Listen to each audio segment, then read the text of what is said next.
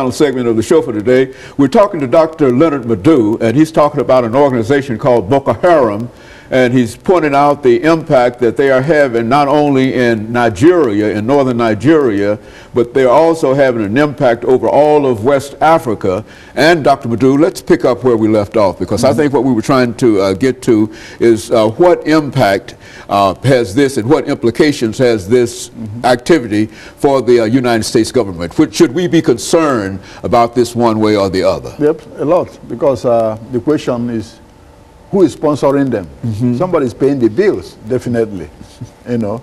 And from what we are hearing, a lot of the wealthy Nigerians who are of northern extraction, who are House of Fulani or so, are sponsoring them indirectly, even the politicians. A few weeks ago, one senator from northern Nigeria was arrested for being a secret sponsor of the Boko Haram. So most people believe their politicians are paying the bills. Otherwise, where did they get the money from? Somebody is paying them.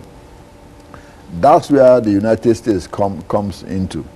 Now, on November 30th, Congressman Patrick Meehan, who is the chair of the subcommittee, in Congress, wrote up a memorandum to Ms. Clinton, the Secretary of State, asking that Boko Haram be declared a foreign terrorist organization, FTO.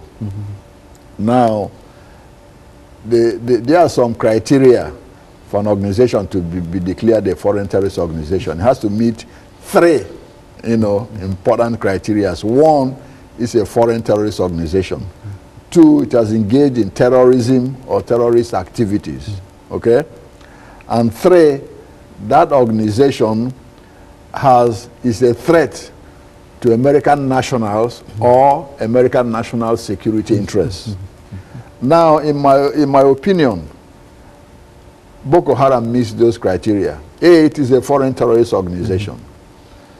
B, it has engaged in terrorist activities, terrorism, bombing churches, bombing, hotels, bombing pubs and all that. It's a terrorist activity. Three, security to interests of American nationals and American national security. Yeah, it means that. They bombed the United Nations building. There might be Americans working in that building, who get killed. Yeah, those churches that are bombing, there are Americans who are going to those churches. Most Americans who walk over there are Christians who might be in those churches.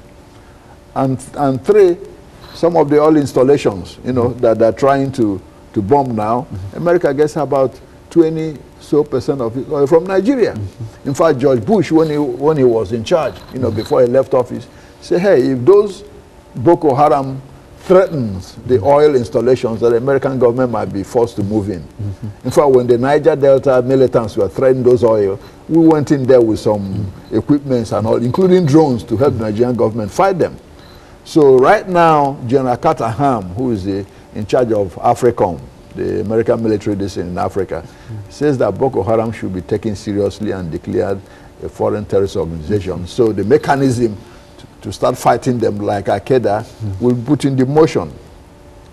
Because it might be insignificant now, but if they have relations with Al-Shabaab in Somalia, with Qaeda in the Arabian Peninsula, and Al-Qaeda in the Maghreb, then, they can foster terrorism against American national security interests. And these are already organizations that had that anti-American to begin with. Exactly. And now these groups are coming together. That's correct. Under the auspices of Boko Haram, you're saying. Absolutely. And when they say Western, really it's American they're talking about. Okay. So we understand where they are coming from. So that's the big problem. How to deal with them now that they are in their embryonic stage before they really metamorphose into some bigger and attack the United States directly. And that's what Congressman Meehan is saying, that Ms. Clinton should now declare these people a foreign terrorist organization, so the mechanism to fight them can be put in motion. In other words, any